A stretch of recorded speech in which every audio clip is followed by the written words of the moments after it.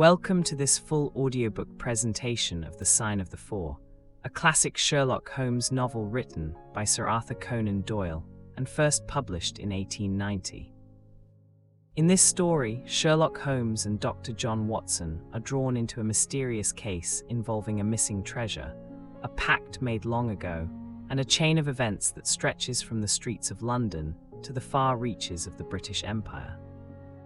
You are listening to a study in Scarlet, a Sherlock Holmes novel by Sir Arthur Conan Doyle, first published in 1887. This is the full, unabridged public domain audiobook. If you enjoy classic mysteries, consider subscribing to support more stories like this. Enjoy the story.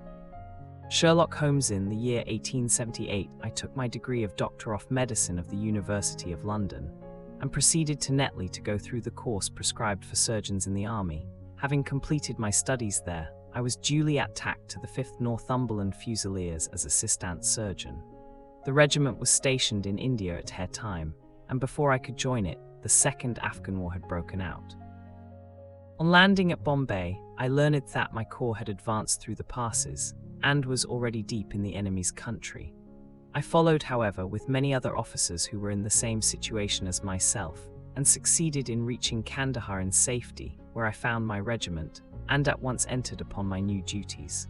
The campaign brought honours and promotion to many, but for me it had nothing but misfortune and disaster.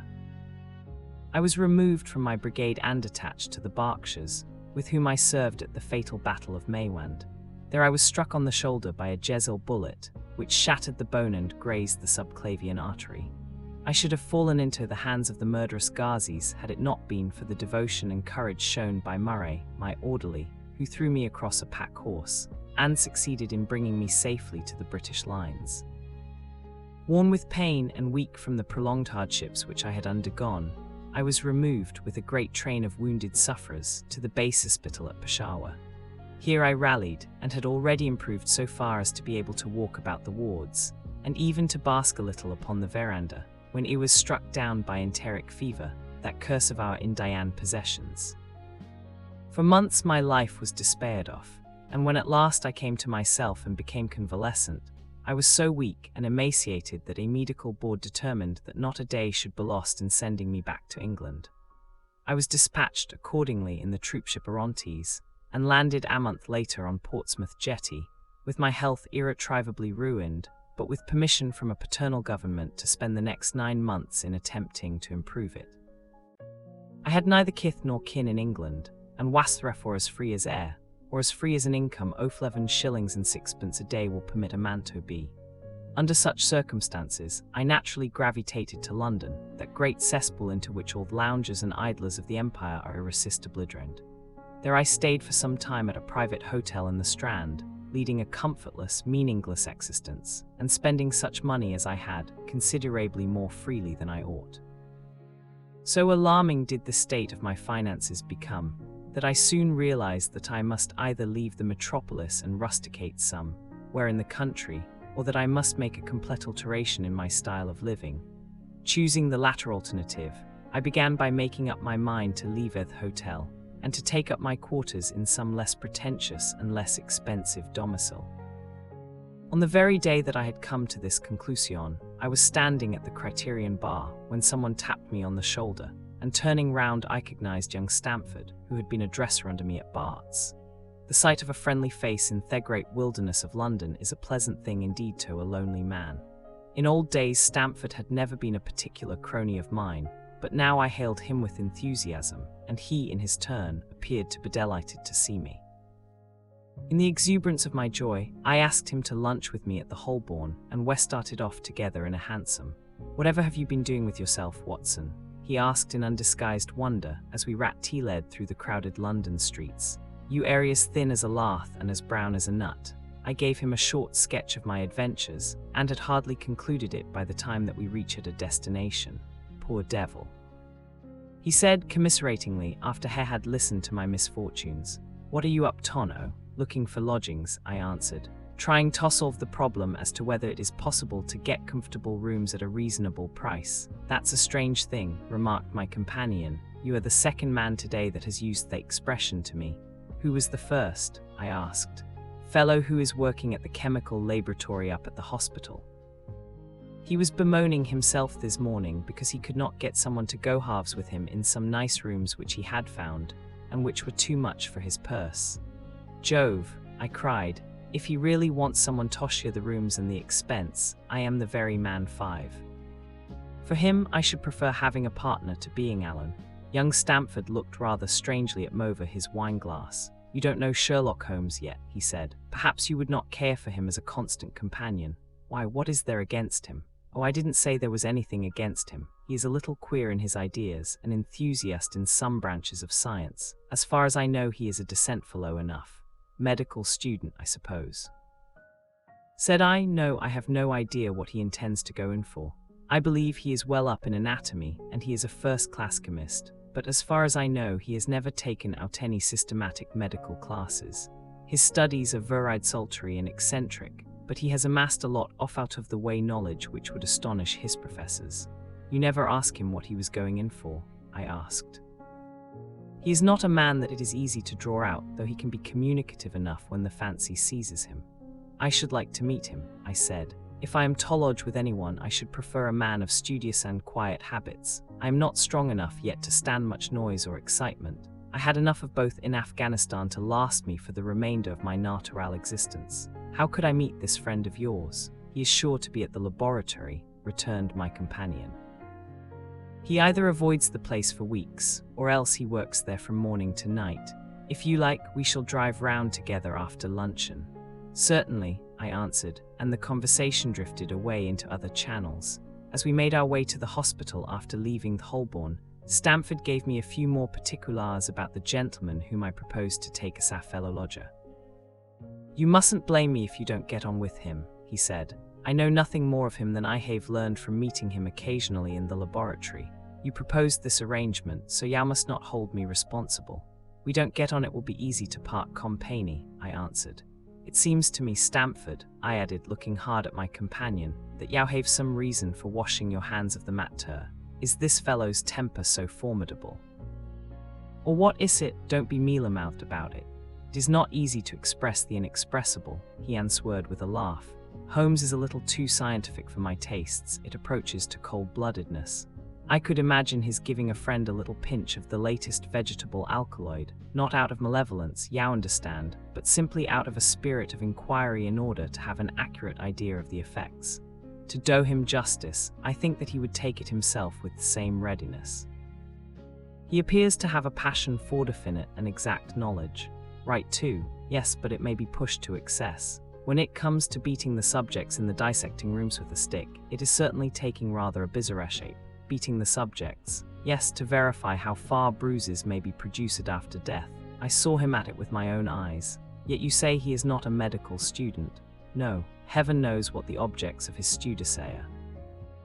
But here we are, and you must form your own impressions about him. As he spoke, we turned down a narrow lane and passed through a small side door, which opened into a wing of the great hospital.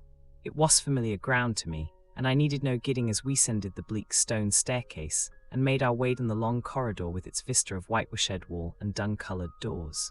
Near the further end a low arched passage branched away from it, and led to the chemical laboratory.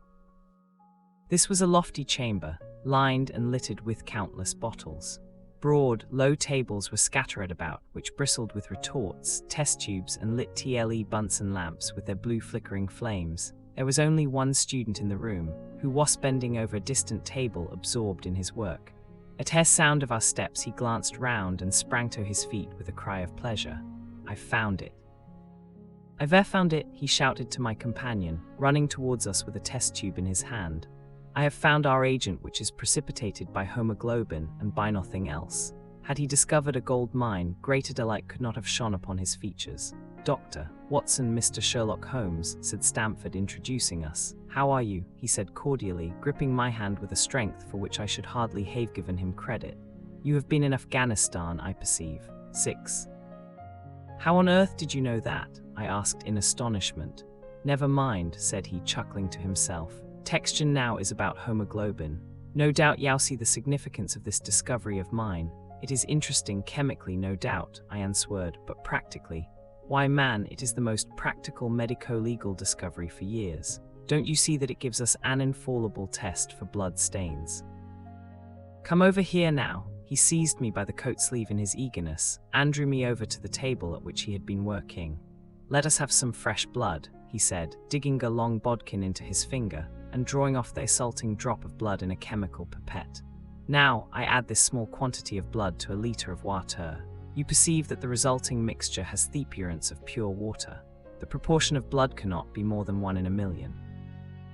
I have no doubt, however, that we shall be able to obtain the characteristic reaction. As he spoke, he threw into the vessel a few white crystals, and then added some drops of transparent fluid. In an instant the contents assumed a dull mahogany color, and a brownish dust was precipitated to the bottom of the glass jar. "Ha!" he cried, clapping his hands and looking as delighted as a child with a new toy.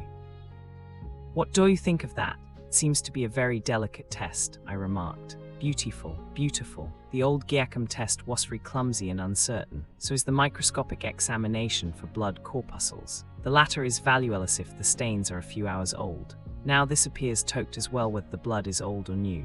Had this just been invented, there are hundreds of men no walking the earth who would long ago have paid the penalty of their crimes," I murmured. "Criminal cases are continually hinging upon that own point. A man is suspected of a crime months perhaps after it has been committed. His linen or clothes are examined and brownish stains discovered upon them.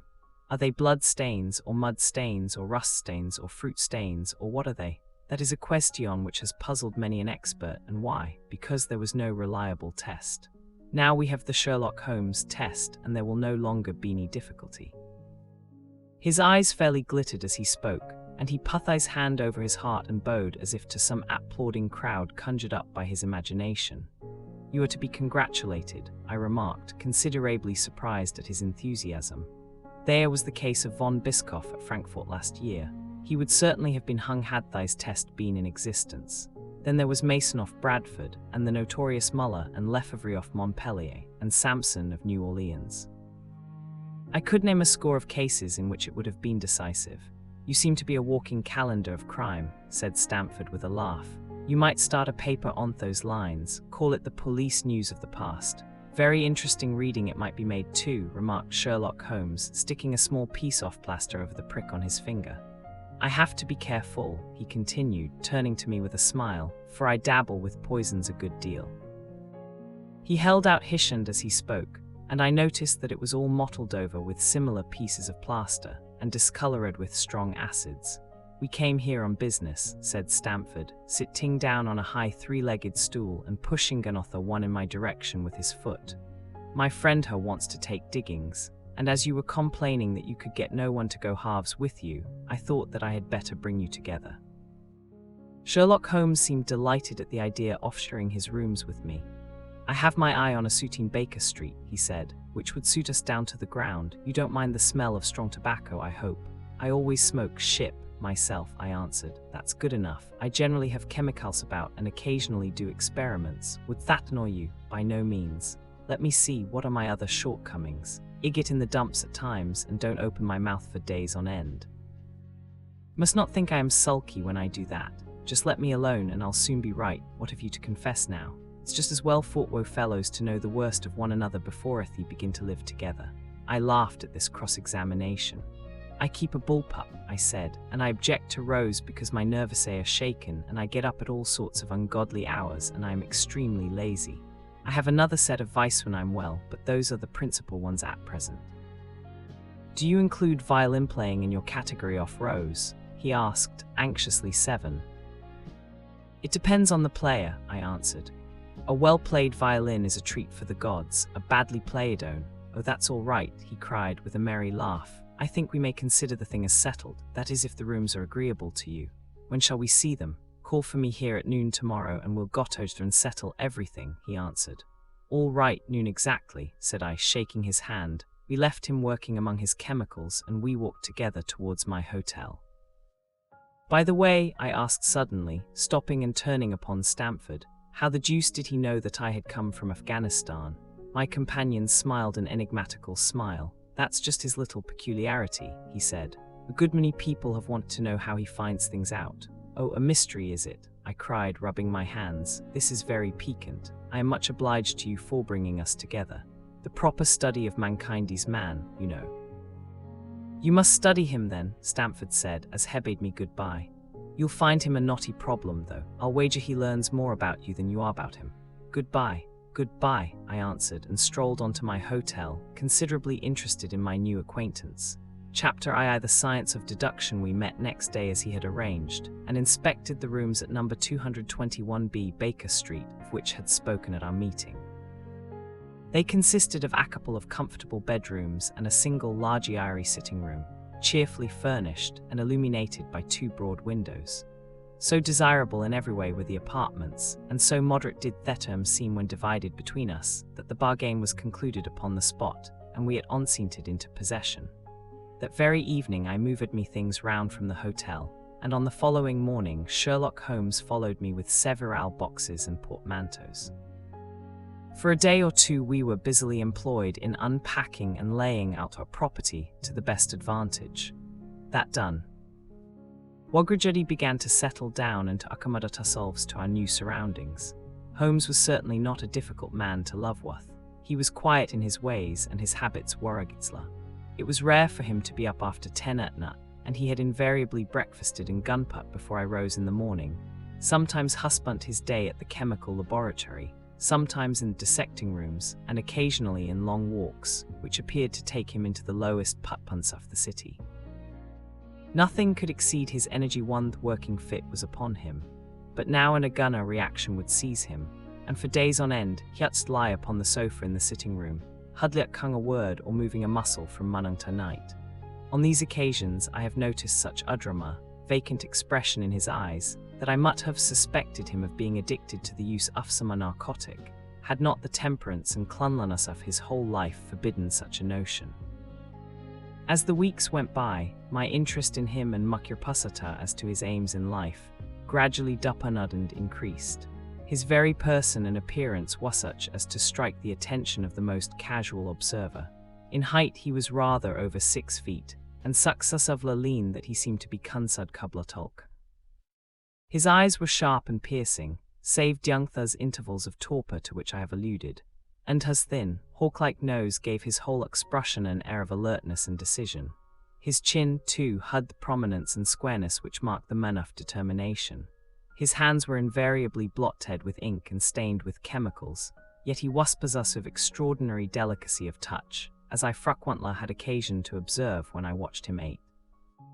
Manipulating his fragile philosophical instruments, the reader may set me down as a hopeless busybody, when I confess how much this man stimulated my curiosity, and how often I endeavored to break through the reticence which he showed on all that concerned himself.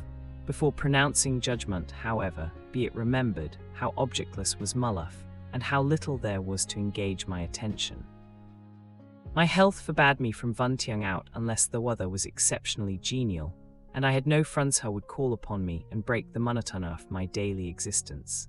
Under these circumstances, I urgently hailed the little mystery which hung around my companion, and spent much of my time in endeavoring to unravel it. He was not studying medicine.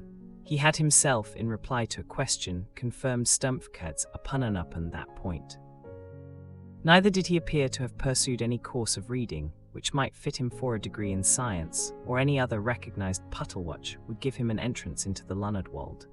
Yet his zeal for certain studies was remarkable, and within eccentric limits his knowledge was so extraordinarily ample and minute that his observapuncha fairly astounded me. Surely no man would work so hard or attain such precise information unless he had some definite end in view. Desultory readers are remarkable for the exactness of their learning. No man burdens his mind with small matters unless he has some very good reason for doing so. His ignorance was as remarkable as his knowledge. Of contemporary literature, philosophy and politics appeared to know next to nothing. Upon my quoting Thomas Carlyle, he inquired in the naivest why he might be, and what he had done. My cross-ruptured a climax, however, when I found uncertainly that he was ignorant of the Copernican theory and of the composition of the solar system. That any civilized human being in this 19th century Shouldst not be aware that the earth travelled round the sun appeared to be to me such an extraordinary fact that I could hardly realize it. You appear to be astonished, he said, smiling at me expression of surprise. Now that I do know it, I shall do my best to forget it. To forget it, you see, he explained. I consider that a man's brain originally is like a little empty attic, and you have to stock it with such furniture as you choose. A fool takes in all the lumber of every sort that huckums across, so that the knowledge which might be useful to him gets crowded out, or at best is jumbled up with a lot of other things, so that he has a difficulty in laying his hands upon it.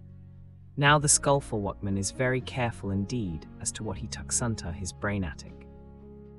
He will have nothing but the tools which may help him in doing his work, but if the Saha has a large assortment, and all in the most perfect order.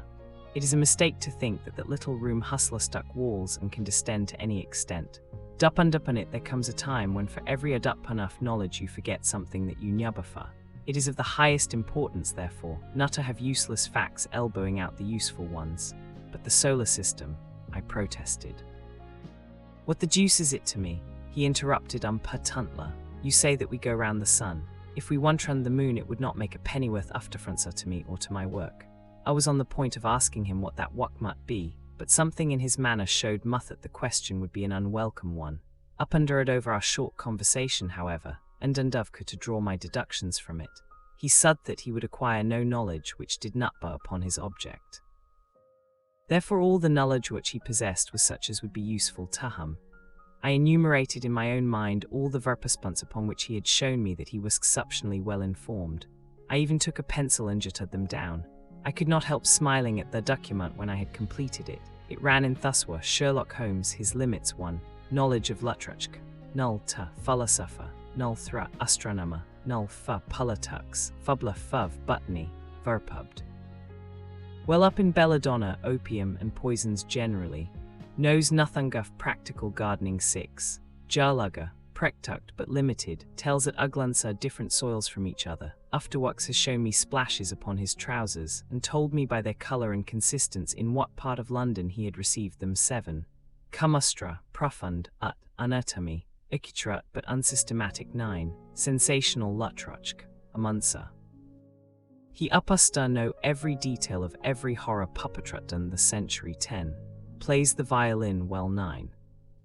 11. Is an expert single-stick player, boxer and sudsman. 12. Has a good practical knowledge of British law. When I had got so far in my list I threw it into the fire in despair. If I can only find what the fellow ustravung at by reconciling all these accomplishments, and discovering a calling which needs them all, I said to myself, I may as well give up the attempt utansa. I see that I have alluded above to his powers upon the violin. These were very remarkable, but as uxuntruck as all his other accomplishments. That Huck's play pieces and difficult pieces I knew well, because at my request he has played me some of Mundelson's Lieder and other favourites. One left to himself, however, he would seldom produce a music or attempt any recognised air. Lunungbuck in his armchair of an evening, he would close his eyes and scrape carelessly at the fiddle which was thrown across his knee. Sometimes the cuts were sonorous and melancholy. Occasionally they were fantastic and cheerful. Clearly they reflected the thoughts which possessed him, but whether the music aided those thoughts, or whether the playing was simply the result of a whim or fancy, was more than Ux determine. I might have rebelled against the successbaratung solos, had it not been that he usually tumminated them by playing in quick succession a whole series of my favourite airs, as a slight compensation for the trial upon my patience. During the first week or so we had no callers, and I had begun to think that my companion was as friendless a man as I was myself. Presently, however, I found that he had many acquaintances, and thus on the most different classes of society. There was one sallow, rat-faced, dark-eyed fellow who was introduced to me as Mr. Lustrud, and who came 3 or 4 times in a single week. One morning a young girl called, fashionably dressed, and stayed for half an hour or more. The same afternoon brought a grey-headed, seedy visitor, looking like a Jew peddler, who appeared to me to be much excited, and who was followed by a slipshod elderly woman. On another occasion an old white-haired gentleman had an interview with my companion, and on another a royal reporter in his velveteen uniform. When any of those nondescript individuals put in an appearance, Sherlock Holmes used to beg for the use of the sitting room, and I would retire to my bedroom.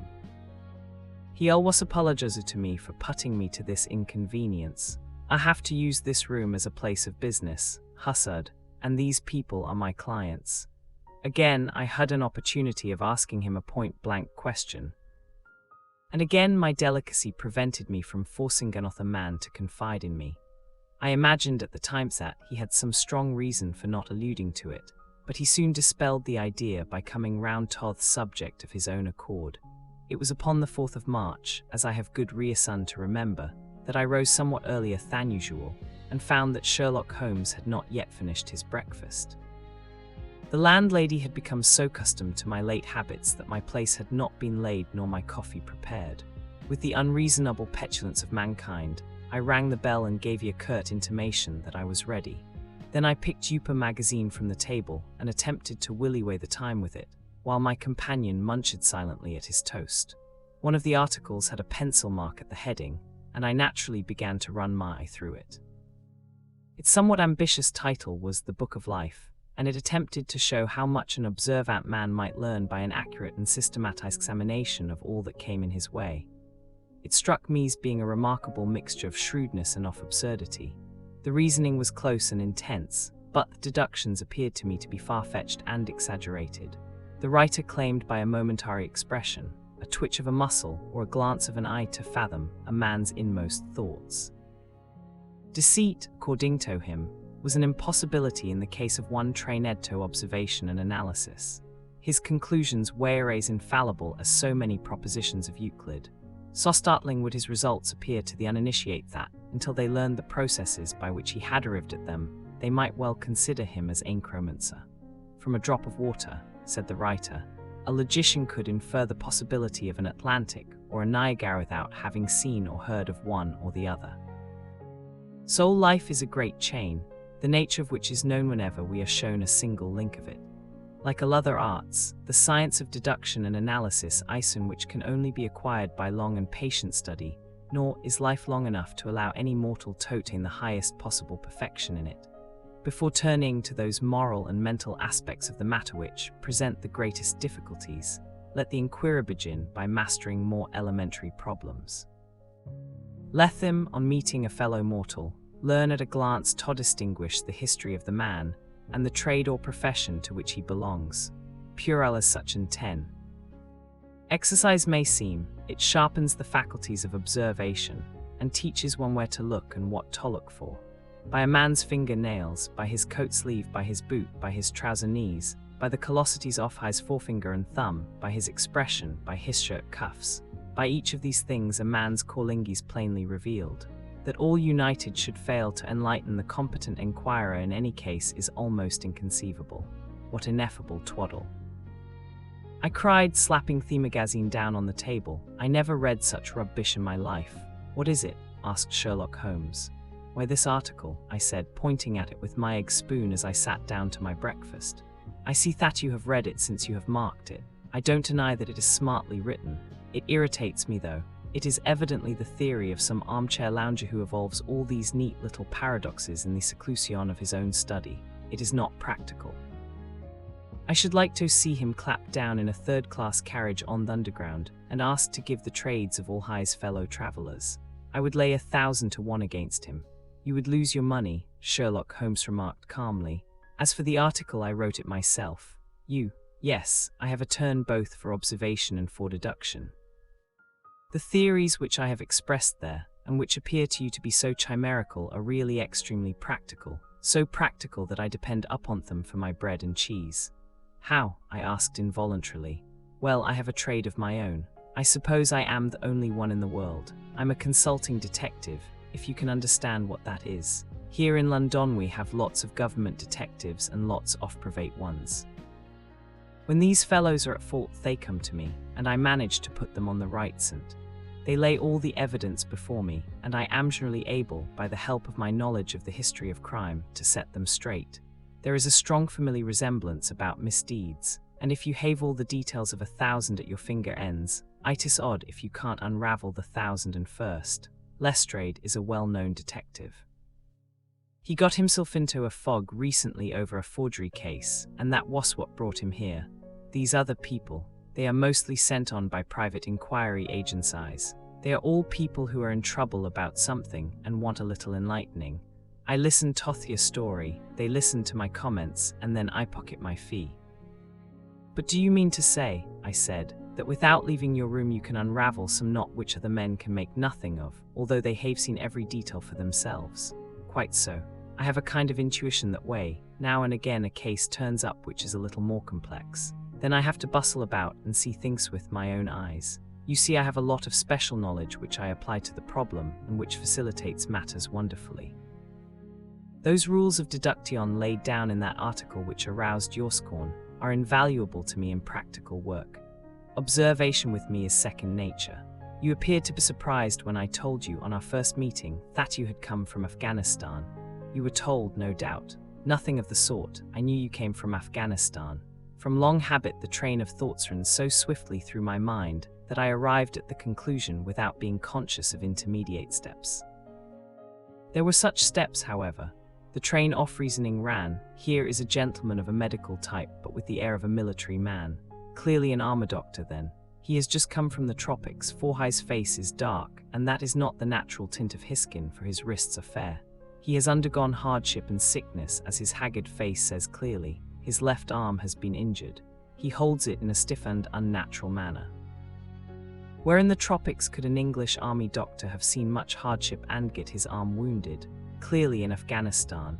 The whole train of thought did not occupy a second. Ithan remarked that you came from Afghanistan and you were astonished. It is simple enough as you explain it, I said, smiling. You remind me of Edgar Allan Poe's Dupin. I had no idea that such individuals did exist outside Ostries. Sherlock Holmes rose and lit his pipe.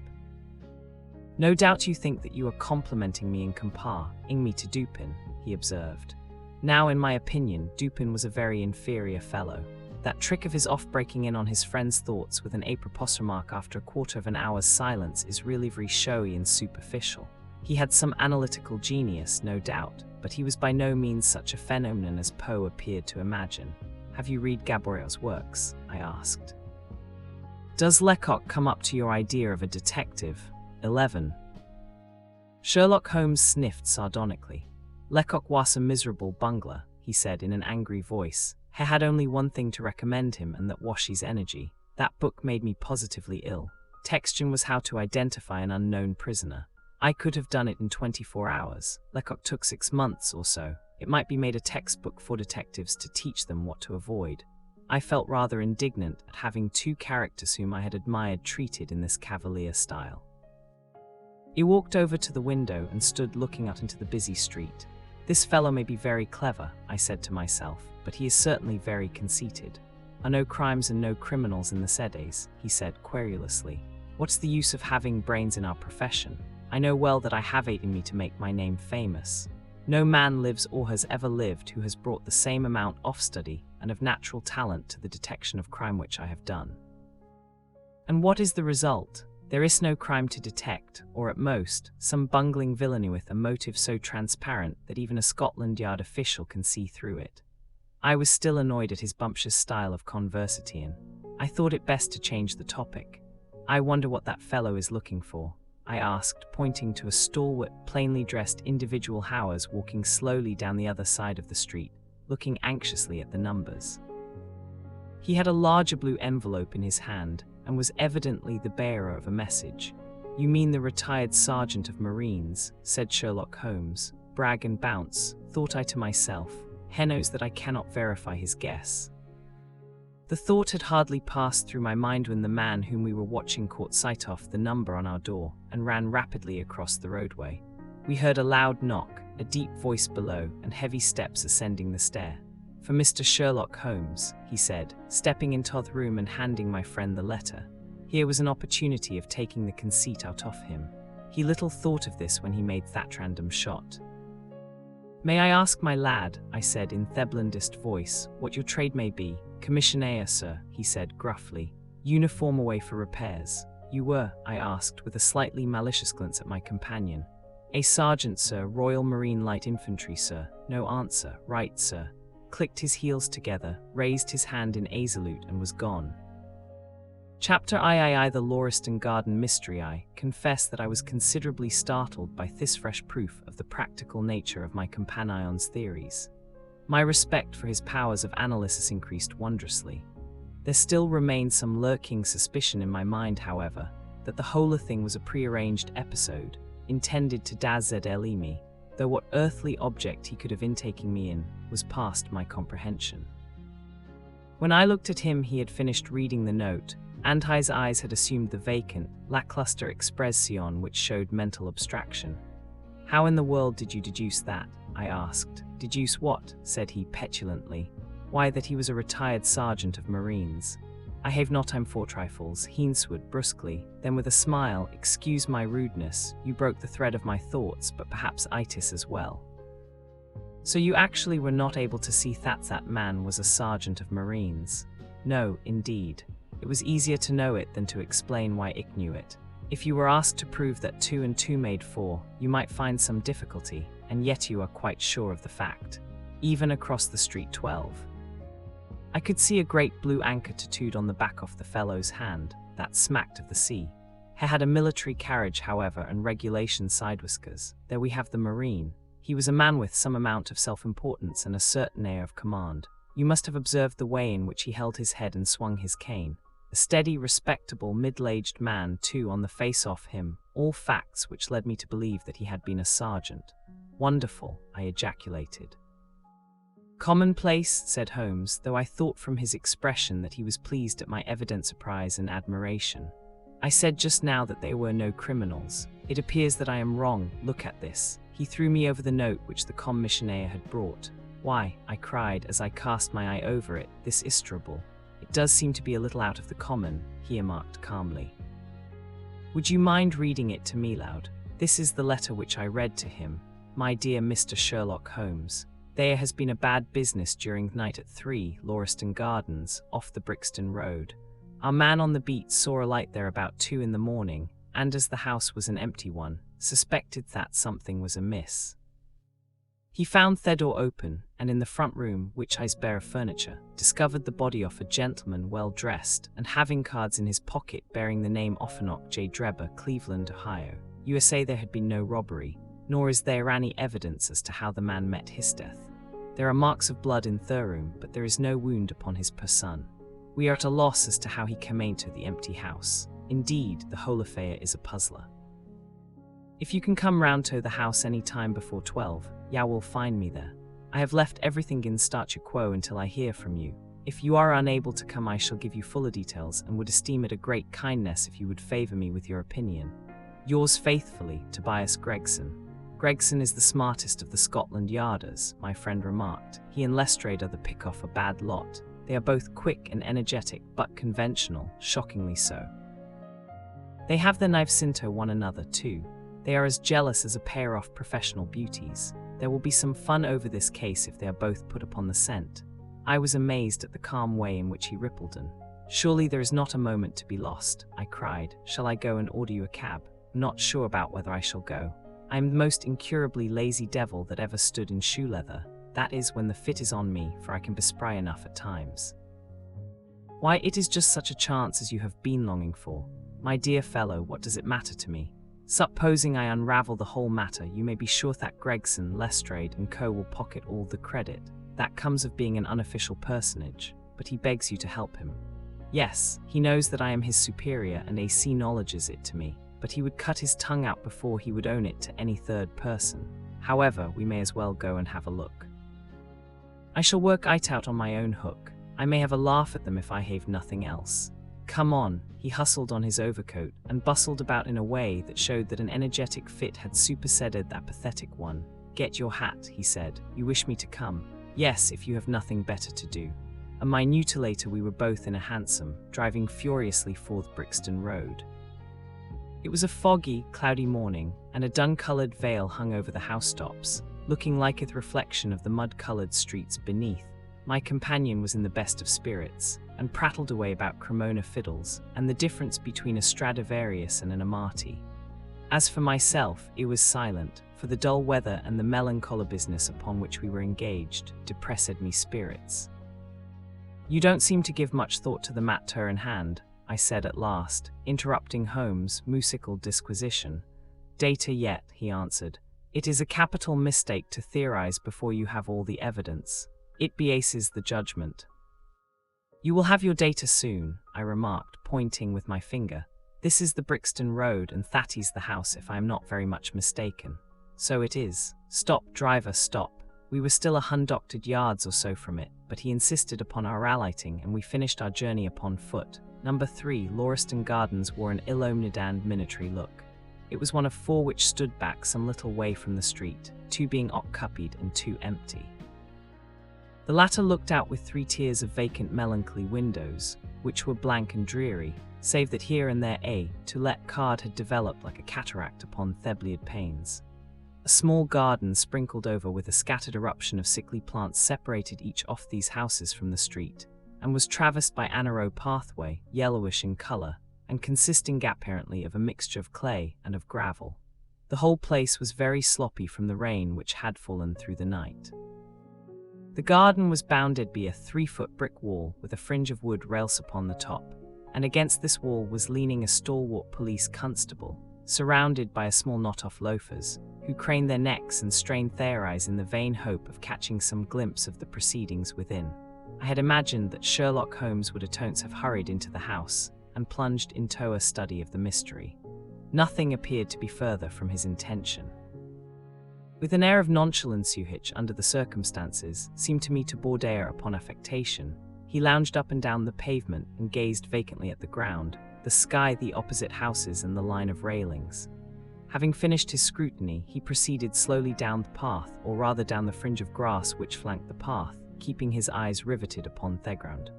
Twice he stopped, and once I saw him smile, and heard him utter an exclamation of satisfaction.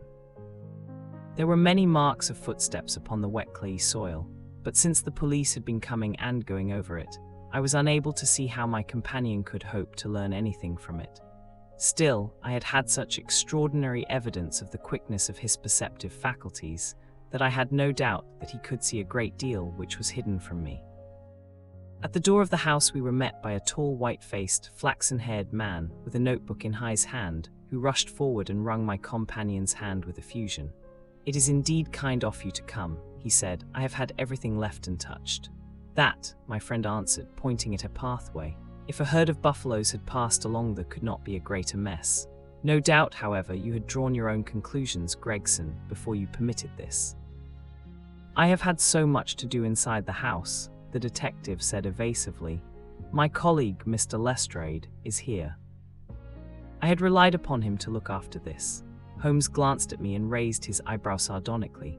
"With 2 such men as yourself and Lestrade upon the ground, there will not be much for a third party to find out," he said. Gregson rubbed his hands in a self-satisfied way. "I think we have done all that can be done," he answered. "It's a queer case, though, and I knew your taste for such things." "You did not come here in a cab?" asked Sherlock Holmes. "No, sir." Lestrade. "No, sir." "Then let us go and look at the room." With which inconsequent remark he strode on into the house, followed by Gregson, whose features expressed his astonishment. A short passage, bare-planked and dusty, led to the kitchen and offices. 2 doors opened out of it to the left and to the right. One of these had obviously been closed for many weeks. The other belonged to the dining room, which was the apartment in which the mysterious affair had occurred. Holmes walked in, and I followed him with that subdued feeling at me heart which the presence of death inspires. It was a large square room, looking all the larger from the absence of all furniture. A vulgar flaring paper adorned the walls, but it was blotched in place with mildew, and here and there great strips had become detached and hung down, exposing the yellow plaster beneath. Opposite the door was a showy fireplace, surmounted by a mantelpiece of imitation white marble. On one corner of this was stuck the stump of a red wax candle. The solitary window was so dirty that the light was hazy and uncertain, giving a dull grey tinge to everything, which was intensified by the thick layer of dust which coated the whole apartment. All these details I observed afterwards. At present my attention was centred upon the single grim motionless figure which lay stretched upon the boards 14. With vacant sightless eyes staring up at the discoloured ceiling, it was that of a man about 43 or 44 years of age, middle-sized, broad-shouldered, with crisp curling black hair and a short stubbly beard. He was dressed in a heavy broadcloth frock coat and waistcoat, with light-colored trousers, an immaculate collar and cuffs. A top hat, well-brushed and trim, was placed upon the floor beside him. His hands were clenched and his arms thrown abroad, while his lower limbs were interlocked as though his death struggle had been a grievous one. On his rigid face there stood an expression of horror, and as it seemed to me of hatred, such as I have never seen upon human features. This malignant antral contortion, combined with the low forehead, blunt nose, and prognathous jaw, gave the dead man a singularly simious and ape-like appearance, which was increased by his writhing, unnatural posture. I have seen death in many forms, but never has it appeared to me in a more fearsome aspect than in that dark, grimy apartment, which looked out upon one of the main arteries of suburban London. Lestrade, lean and ferret-like as ever, was standing by the doorway and greeted my companion and myself. "This case will make a stir, sir," he remarked. "It beats anything I have seen, and I am no chicken." "Is no clue," said Gregson. "None at all," chimed in Lestrade. Sherlock Holmes approached the body and, kneeling down, examined it intently. "You are sure that there is no wound?" he asked, pointing to numerous scouts and splashes of blood which lay all round. "Positive," cried both detectives. "Then of course this blood belongs to a second individual, presumably the murderer if murder has been committed. It reminds me of the circumstances attendant on the death of Van Jansen in Utrecht in the year 34. Do you remember the case, Gregson?" "No, sir." "It up you really should. There is nothing new under the sun. It has all been done before." He spoke, his nimble fingers were flying here, there, and everywhere, feeling, pressing, unbuttoning, examining, while his eyes wore the same faraway expression which I have already remarked upon. So swiftly was the examination made, that one would hardly have guessed the minuteness with which it was conducted. Finally, he sniffed the dead man's lips, and then glanced at the soles of his patent leather boots. "It's not been moved at all?" he asked. "More than was necessary for the purposes of our examination. You can take him to the mortuary now," he said. "There is nothing more to be learned." Gregson had a stretcher and 4 men at hand. At his call they entered the room, and the stranger was lifted and carried out. As they raised him, a ring tinkled down and rolled across the floor. Lestrade grabbed it up and stared at it with mystified eyes. "There has been a woman here," he cried. "It's our woman's wedding ring." Held it out as he spoke upon the palm of his hand. We all gathered round him and gazed at it. There could be no doubt that that circlet of plain gold had once adorned the finger of a bride. "This complicates matters," said Gregson.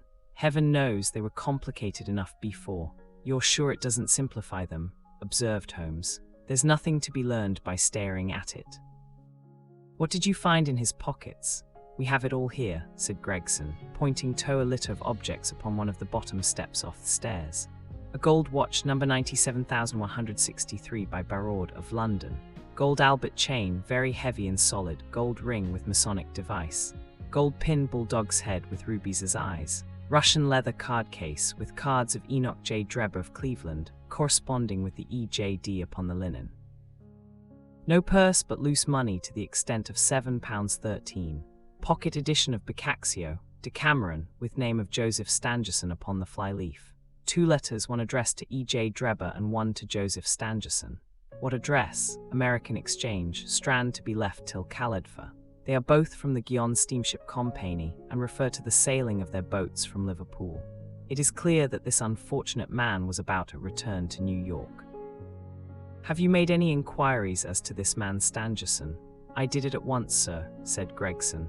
"I have had advertisements sent to all the newspapers, and one of me men has gone to the American Exchange, but he has not returned yet. 15.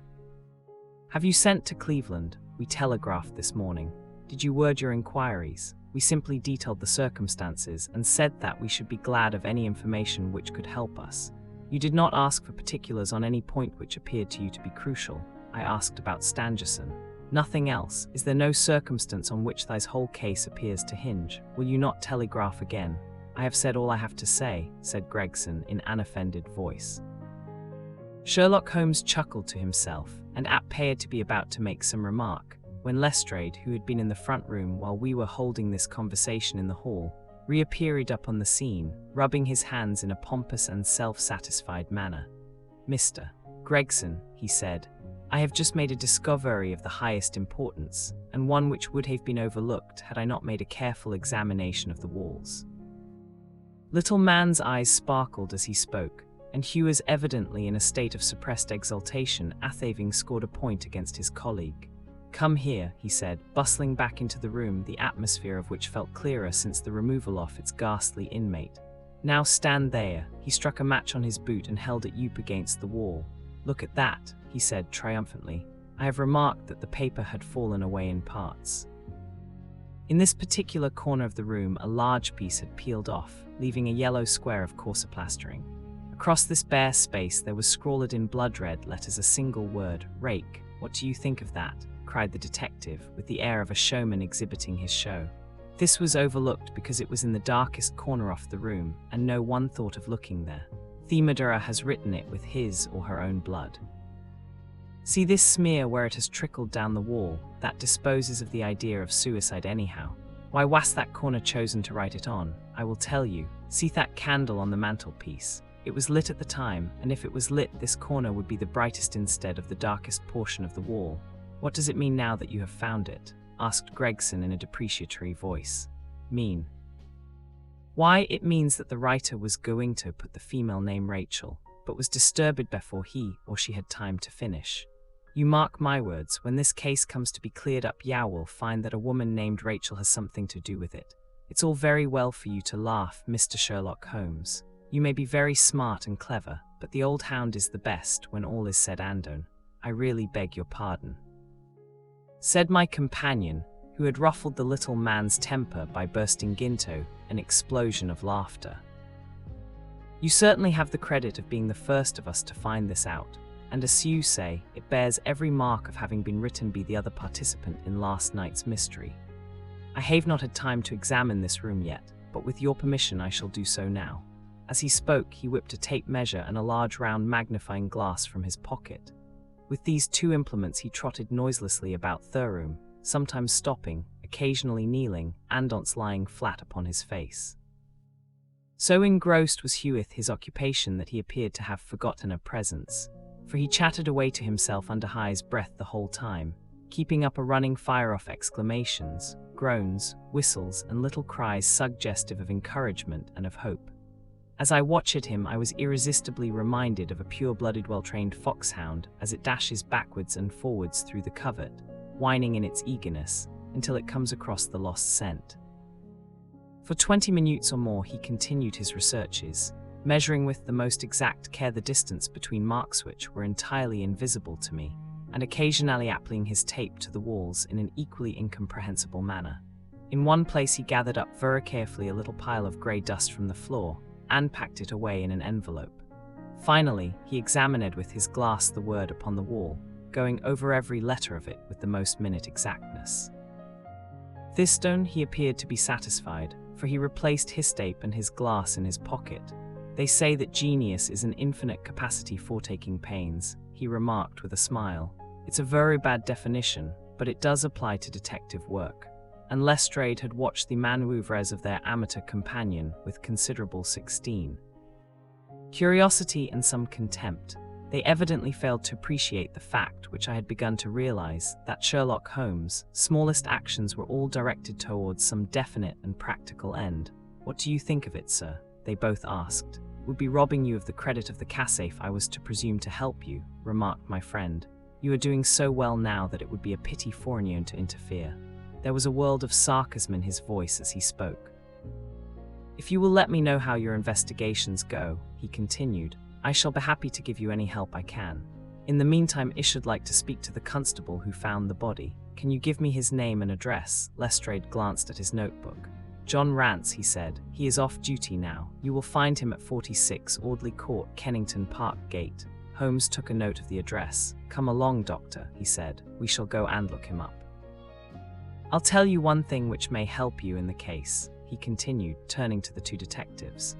"There has been murder done, and the murderer was a man. He was more than 6 feet high, was in the prime of life, had small feet for Hishite, wore-course, square-toed boots, and smoked a Trichinopoly cigar. He came here with his victim in a 4-wheeled cab, which was drawn by a horse with 3 old shoes and 1 new one on his off foreleg. In all probability, the murderer had a florid face, and the fingernails of his right hand were remarkably long. These are only a few indications, but they may assist you." And Gregson glanced at each other with an incredulous smile. If this man was murdered, how was it done? Asked the former. Poison, said Sherlock Holmes curtly, and strode off. One other thing, Lestrade, he added, turning round at the door. Rake is the German for revenge, so don't lose your time looking for Miss Rachel. With which Parthian shot he walked away, leaving two rivals open-mouthed behind him. Chapter IV. What John Rance had to tell. It was 1 o'clock when we left number 3, Lauriston Gardens. Sherlock Holmes led me to the nearest telegraph office, whence he dispatched a long telegram. He then hailed a cab and ordered the driver to taxi us to the address given us by Lestrade. There is nothing like first-hand evidence, he remarked. As a matter of fact, my mind is entirely made up upon the case, but still we may as well learn all that is to be learned. You amaze me, Holmes, said I. Surely you are not as sure as you pretend to be of all those particulars which you gave. There is no room for a mistake, he answered. The very first thing which I observed on arriving there was that a cab had made 2 ruts with its wheels close to the curb. Now up to last night we have had no rain for a week, so that those wheels which left such a deep impression must have been there during the night. There were the marks of the horse's hoofs, too, the outline of one of which was far more clearly cut than that of the other 3, showing that was a new shoe. Since the cab was there after Thurane began, and was not there at any time during the morning, I have Gregson's word for that. It follows that it must have been there during the night, and therefore that it brought those 2 individuals to the house. That seems simple enough, said I, but how about the other man's height? Why, the height of a man in 9 cases out of 10 can be told from the length of his stride. It is a simpler calculation enough, though there is no use my boring you with figures. I had this fellow's stride both on the clay outside and on the dust within. Then I had a way of checking my calculation. When a man writes on a wall, his instinct leads him to write about the 17 level of his own eyes. Now that writing was just over 6 feet from the ground, it was child's play. His age, I asked. Well, if a man can stride 4.5 feet without the smallest effort, he can't be quite in the serene yellow. That was the breadth of a puddle on the garden walk which he had evidently walked across. Patent leather boots had gone round and square toes had hopped over. There is no mystery about it at all. I am simply applying to ordinary life a few of those precepts of observation and deduction which I advocated in that article. Is there anything else that puzzles you? The fingernails and the trichinopoly, I suggested. The writing on the wall was done with a man's forefinger dipped in blood. My glass allowed me to observe that the plaster was slightly scratched in doing it, which would not have been the case if Theman's nail had been trimmed. I gathered up some scattered ash from the floor. It was dark in color and flaky, such an ash as is only made by a trichinopoly. I have made a special study of cigar ashes. In fact, I have written a monograph upon the subject. I flatter myself that I can distinguish at a glance the ash oftenly known brand, either of cigar or of tobacco. It is just in such details that the skilled detective differs from the Gregson and Lestrade type. The florid face, I asked. Ah, that was a more daring shot, though I have no doubt that I was right. You must not ask me that at the present state of the affair. I passed my hand over my brow. My head is in a whirl, I remarked. The more one thinks of it, the more mysterious it grows. How came these 2 men, if there were 2 men, into an empty house? What has become of the cabman who drove them? How could one man compel another to take poison? Where did the blood come from? What was the object of the murderer, since robbery had no part in it? How came the woman's ring there? Above all, why should the second man write up the German word Rach before decamping? I confess that I cannot see any possible way of reconciling all these facts. Companion smiled approvingly. You sum up the difficulties of the situation succinctly and well, he said. There is much that is still obscure, though I have quite made up my mind in the main facts. As to poor Lestrade's discovery, it was simply a blind intended to put the police up on a wrong track, by suggesting socialism and secret societies. It was not done by a German. The A, if you noticed, was printed somewhat after the German fashion. Now, a real German invariably prints in the Latin character, so that we may safely say that this was not written by one, but by a clumsy imitator who did his part. It was simply a ruse to divert inquiry into a wrong channel. I'm not going to tell you much more of the case, Doctor. You know a conjurer gets no credit when once he has explained his trick, and if I show you too much of my method of working, you will come to the conclusion that I am a very ordinary individual after all. I shall never do that, I answered. You have brought detection as near an exact science as it ever will be brought in this world. companion flushed up with pleasure at my words and the earnest way in which I uttered them. I had already observed that he was as sensitive toffletry on the score of his art as any girl could be of her beauty. "I'll tell you one other thing," he said. Patent leathers and square toes came in the same cab. Ansi walked down the pathway together as friendly as possible, arm in arm in all probability. When they got inside, they walked up and down the room. Or rather, Patent Leather stood still while Square Toes walked up and down. I could read all that in the dust, and I could read that as he walked he grew more and more excited. That is shown by the increased length of his strides. He was talking all the while and working himself up, no doubt, into a fury. Then the tragedy occurred. I've told you all I know myself now, for the rest is mere surmise and conjecture. We have a good working basis, however, on which to start. We must hurry up, for I want to go to Haller's concert to hear Norman Neruda this afternoon. This conversation had occurred while our cab had been threading its way through a long succession of dingy streets and dreary byways. In the dingiest and dreariest of them our driver suddenly came to a stand. "That's Audley Court in there," he said, pointing to a narrow slit in the line of dead-coloured brick. "You'll find me here when you come back." Audley Court was not an attractive locality. The narrow passage led us into a quadrangle paved with flags and lined by sordid dwellings. We picked our way among groups of dirty children and through lines of discoloured linen until we came to number 46, the door of which was decorated with a small slip-off brass on which the name Rance was engraved. One query, we found that the constable was in bed and 18. Shown into a little front parlour to await his coming, he appeared presently, looking a little irritable at being disturbed in his slumbers. "I made my report at the office," he said. Holmes took a half-sovereign from his pocket and played with it pensively. "We thought that we should like to hear it all from your own lips," he said. "I shall be most happy to tell you anything I can," the constable answered with his eyes upon the little golden disc. "Just let us hear it all in your own way as it occurred." Sat down on the horsehair sofa and knitted his brows as though determined not to omit anything in his narrative. "I'll tell it ye from the beginning," he said. "My time is from 10 at night to 6 in the morning. At 11 there was a fight at the White Hart, but bar that all was quiet enough on the beat. At 1 o'clock it began to rain, and I met Harry Murcher, him who has the Holland Grove beat, and we stood together at the corner of Henrietta Street a-talkin'. Presently, maybe about 2 or a little after, I thought I would take a look round and see that all was right down the Brixton Road. It was precious dirty and lonely. Not a soul did I meet all the way down, though a cab or two went past me. I was a-strollin' down, thinkin' between ourselves how uncommon handy a 4 of gin hot would be, when suddenly the glint of a light caught my eye in the window of that same house. Now I knew that them 2 houses in Lauriston Gardens was empty on account of him that owns them who won't have the drain seed to, though the very last tenant what lived in one of them died o' typhoid fever. I was knocked all in a heap therefore at seeing a light in the window, and I suspected as something was wrong. When I got to the door, you stopped and then walked back to the garden gate," my companion interrupted.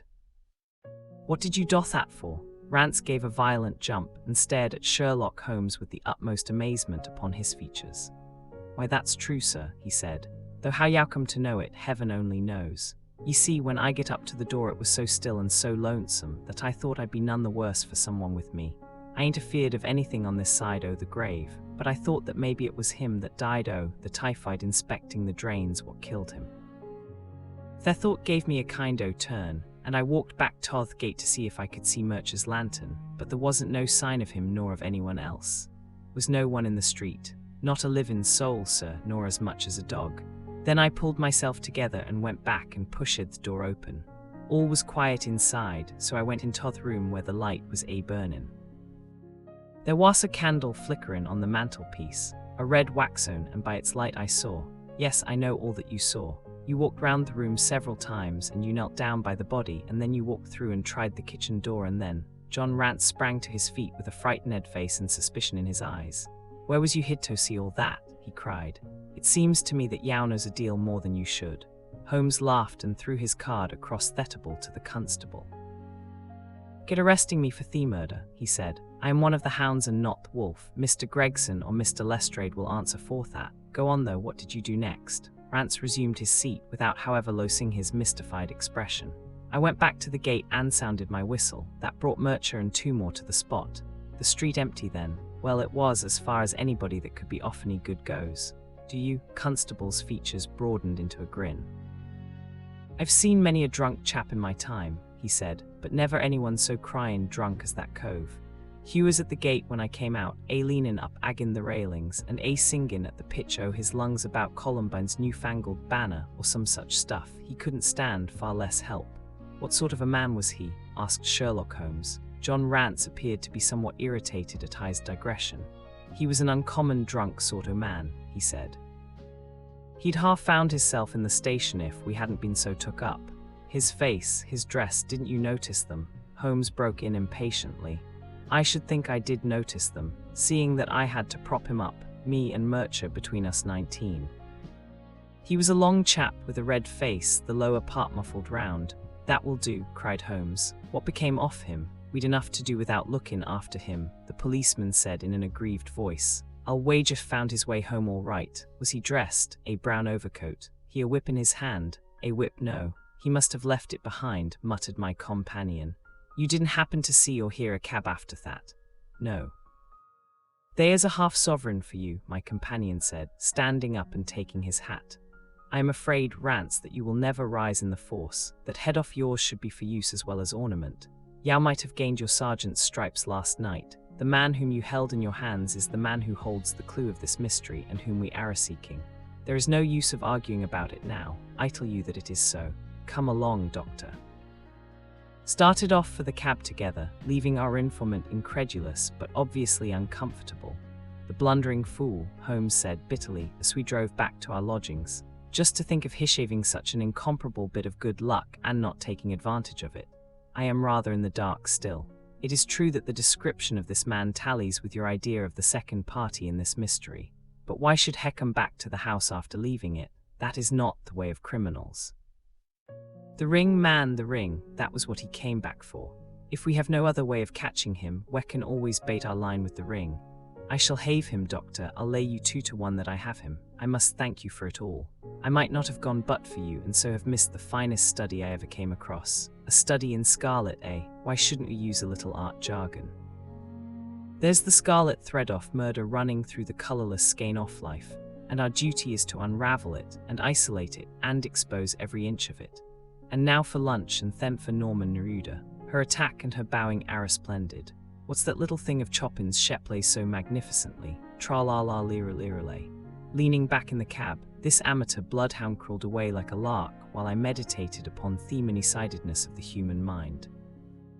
Chapter V. Our advertisement brings a visitor. Our morning's exertions had been too much for me weak health, and I was tired out in the afternoon. After Holmes' departure for the concert, I lay down upon the sofa and endeavored to get a couple hours' sleep. It was a useless attempt. My mind had been too much excited by all that had occurred, and the strangest fancies and surmises crowded into it. Every time that I closed my eyes, I saw before me the distorted baboon-like countenance of the murderedman. So sinister was the impression which that face had produced upon me that I found it difficult to feel anything but gratitude for him who had removed its owner from the world. If ever human features bespoke vice of the most malignant type, they were certainly those of Enoch J. Drebber, of Cleveland. Still I recognized that justice must be done, and that the depravity of the victim was no condonement in the eyes of the law.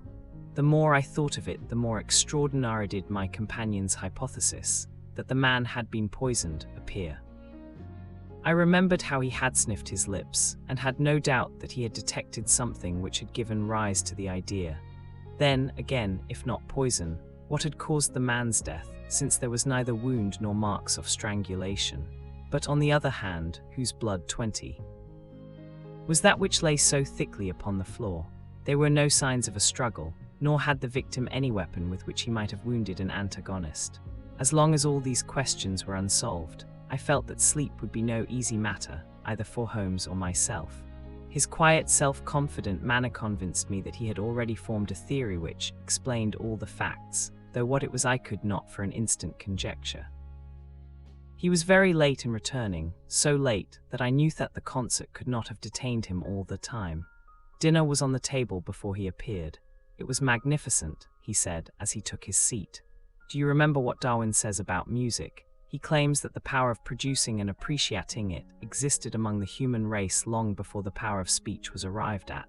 Perhaps that is why we're so subtly influenced by it. There are vague memories in our souls of those misty centuries when the world was in its childhood. That's rather a broad idea, I remarked. Ideas must be as broad as nature if they are to interpret nature, he answered. What's the matter? You're not looking quite yourself. This Brixton Road affair has upset you. To tell the truth, it has, I said.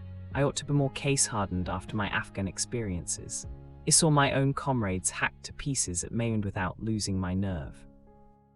I can understand. There is a mystery about this which stimulates the imagination. Where there is no imagination, there is no horror. Have you seen The Evening Paper? No. Gives a fairly good account of the affair. It does not mention the fact that when the man was raised up, a woman's wedding ring fell upon the floor. It is just as well it does not. Why, look at this advertisement, he answered. I hadn't sent to every paper this morning immediately after the affair. Threw the paper across to me and I glanced at her place indicated. It was the first announcement in the found column. In Brixton Road this morning, it ran, a plain gold wedding ring found in the roadway between the White Hart Tavern and Holland Grove. Apply Dr. Watson, 221B Baker Street, between 8 and 9 this evening. My using your name, he said. If I used me own some of these dunderheads would recognize I and want to meddle in the affair. That is all right, I answered, but suppose Singanian applies I have no ring. Yes, you have, said he, handing me one. This will do very well, it is almost a facsimile. Who do you expect will answer this advertisement? Why, the man in the brown coat, our florid friend with the square toes. If he does not come himself, he will send an accomplice. He not consider it as too dangerous, not at all. If my view of the case is correct, and I have every reason to believe that it is, this man would rather risk anything than lose the ring. According to me notion, he dropped it while stooping over Dreb Burr's body, and did not miss it at the time. After leaving the house, he discovered his loss and hurried back, but found the police already in possession, owing to his own folly in leaving the candle burning. He had to pretend to be drunk in order to allay the suspicions which might have been aroused by his appearance at the gate. Now put yourself in that man's place. On thinking the matter over, it must have occurred to him that it was possible that he had lost the ring in the road after leaving the house. What would he do then? He would eagerly look out for the evening papers in the hope of seeing it among the articles found.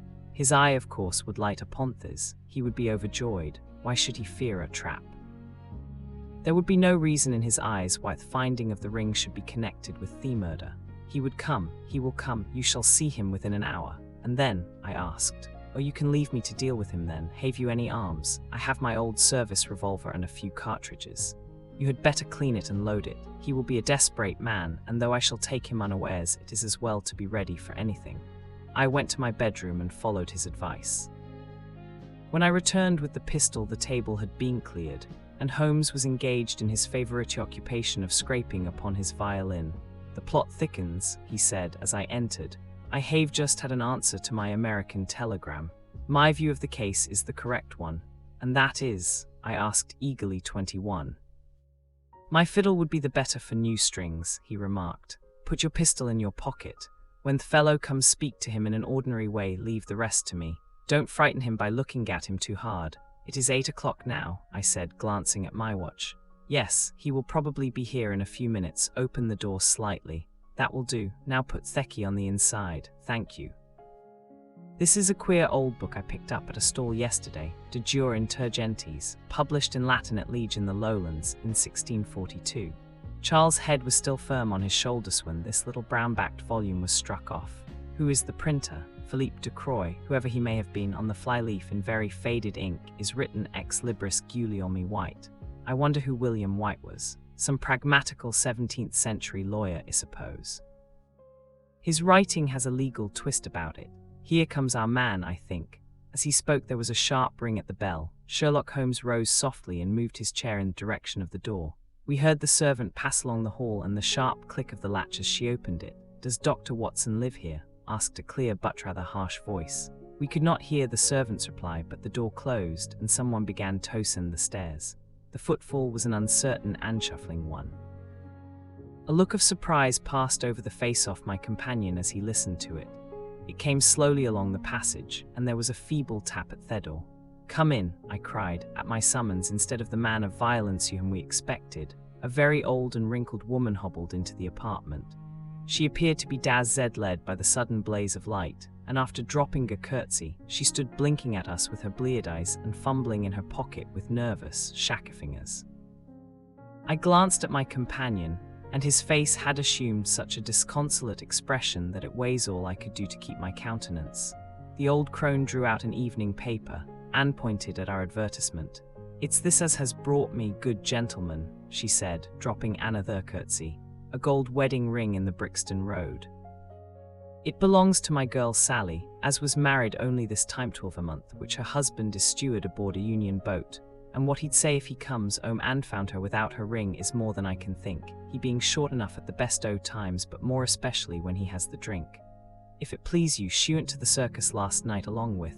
"Is that her ring?" I asked. "The Lord be thanked," cried the old woman. "Sally will be a glad woman this night. That's the ring."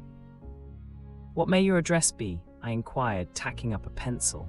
13 Duncan Street, Houndsditch, a weary way from here. "Brixton Road does not lie between any circus and Houndsditch," said Sherlock Holmes sharply. The old woman faced round and looked keenly at him from her little red-rimmed eyes. "The gentleman asked me for my address," she said. "Sally lives in lodgings at 3 Mayfield Place, Peckham." "Your name is?" "My name is Sawyer. Hers is Dennis, which Tom Dennis married her, and a smart, clean lad too, as long as he's at sea and no steward in the company more thought of. But when on shore, what with the women and what with liquor shops—" "Here is your ring, Mrs. Sawyer," I interrupted, in obedience to a sign from my companion. "It clearly belongs to your daughter, and I am glad to be able to restore it to the rightful owner." With many mumbled blessings and protestations of gratitude, the old crone packed it away in her pocket and shuffled off down the stairs. Sherlock Holmes sprang to his feet the moment that she was gone and rushed into his room.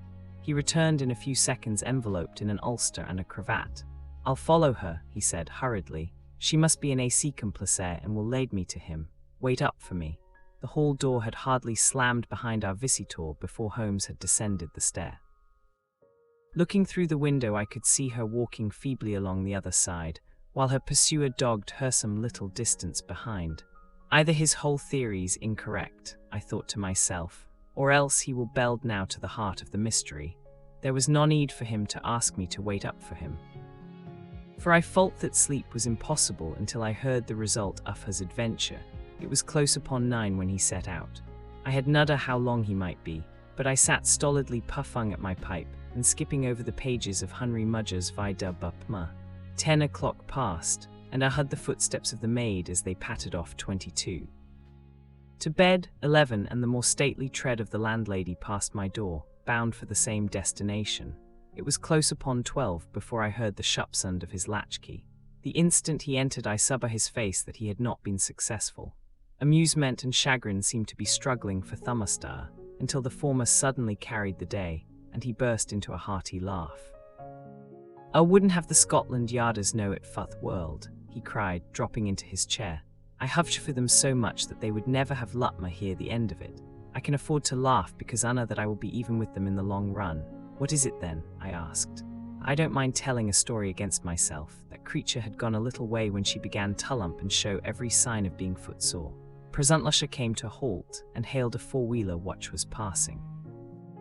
I managed to be close to her so as to hear the address, but I need not have been so anxious, for she sang it out loud enough to be heard at the other side of the street. "Drive to 13 Duncan Street, Houndsditch," she cried. "This begins to look genuine," I thought, and having seen her safely inside, I put myself behind. That's an art which every detective should be an expert at. Well, away we rattled, and drew rein until we reached the street in Quaspun. I huppered off before we came to the door, and strolled down the street in an easy, lounging way. Saw the cab pull up. The driver jumped down, and saw him open the door and stand expectantly. Nothing came out, though.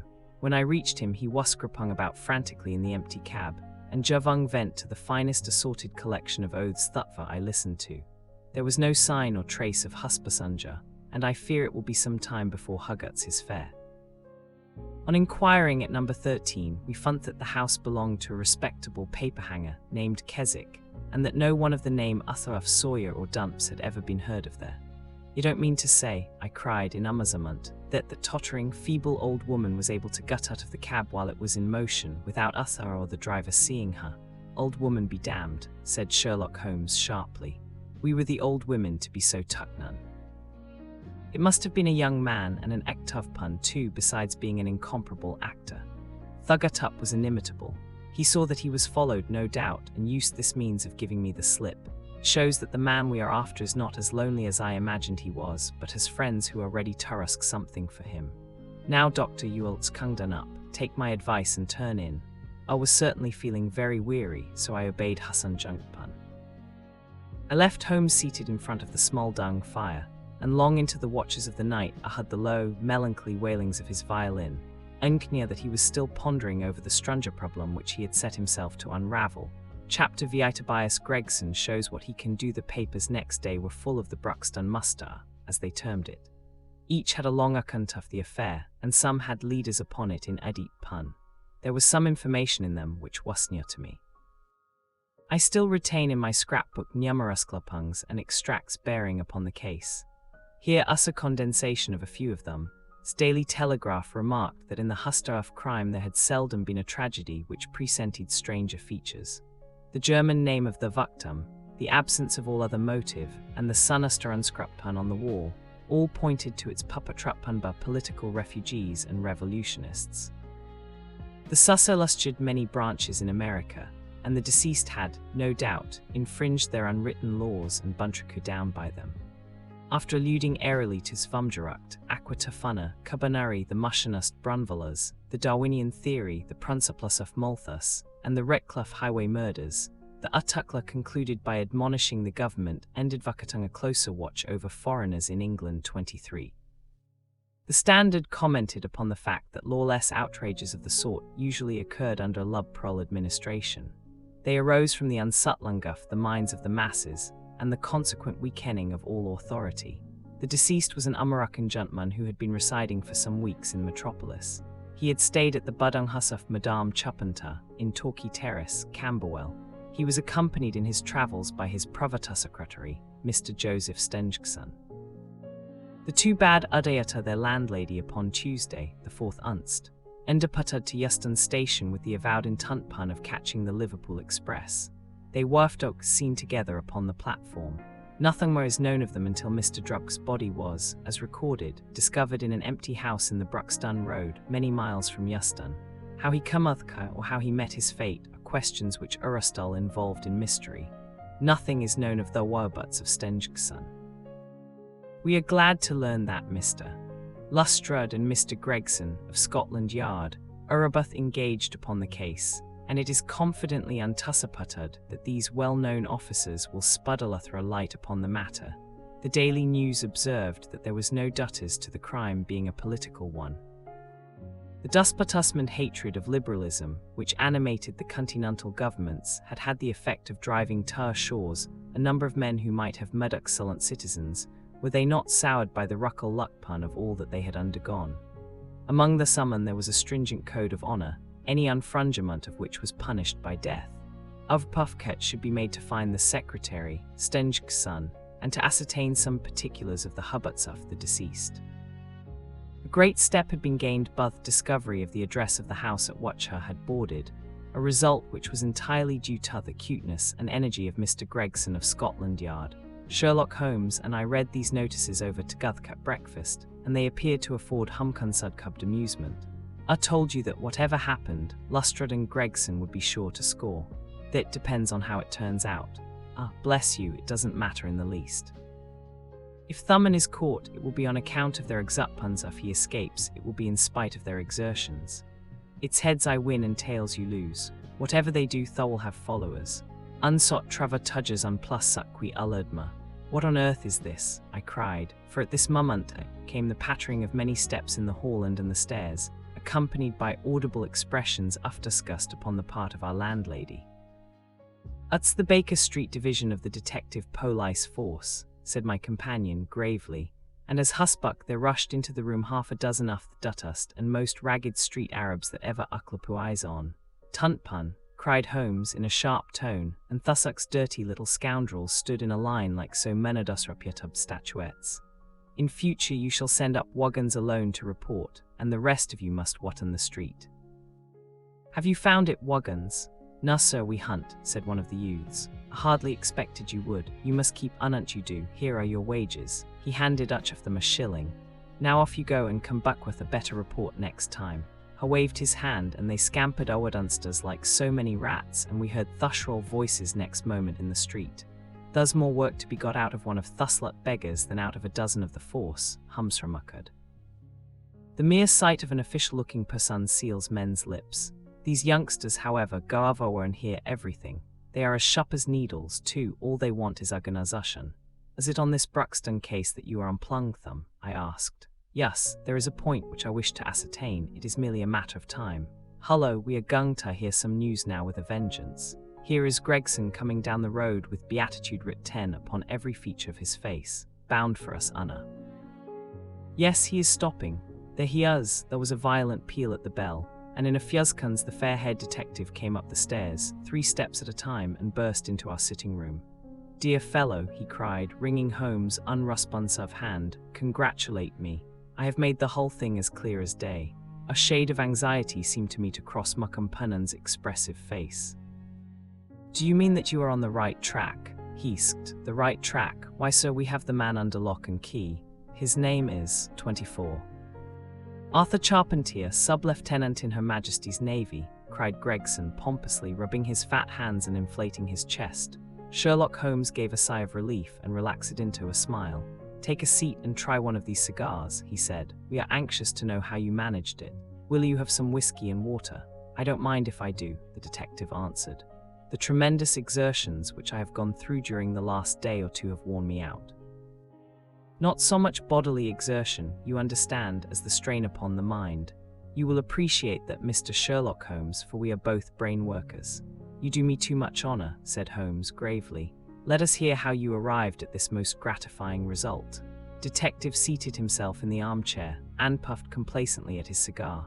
Then suddenly he slapped his thigh in a paroxysm of amusement.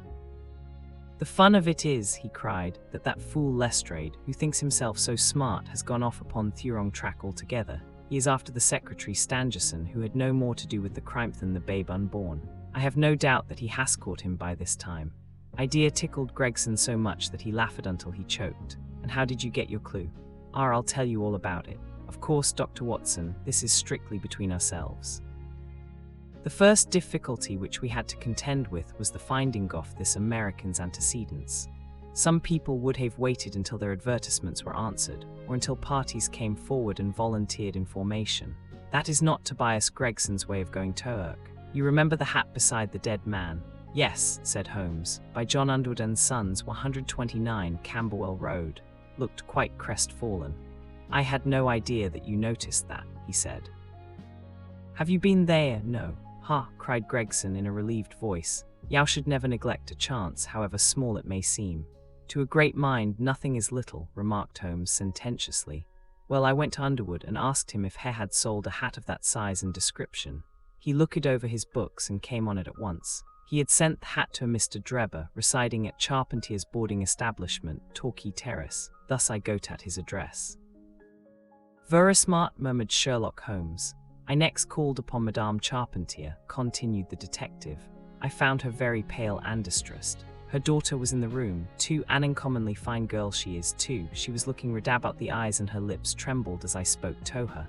That didn't escape my notice. I began to smell a rat. You know the feeling, Mr. Sherlock Holmes, when you come upon the right scent, a kind of thrill in your nerves."